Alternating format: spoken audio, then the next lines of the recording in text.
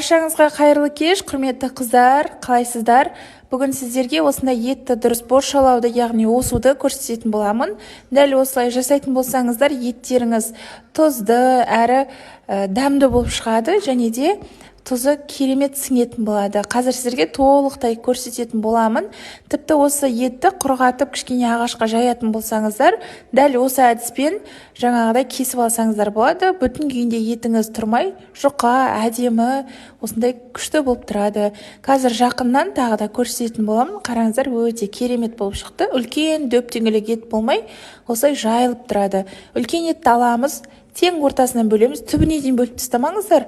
Осы кішкене батырып бөлесіздер, сосын ішкі жағынан қиғашынан кесіп шығасыздар. Қатты түбіне дейін кесіп тастамайсыздар, осындай үлкен бөлігін шыға береді, соны осылай кесіп аласыздар. Міне қараңыздар, соны жанына қарай аздап кіргізесіздер, түбіне дейін кеспейсіздер, бірақ осылай кіргізіп жасасаңыздар, осылай жаңағыдай үлкен болып ашылады.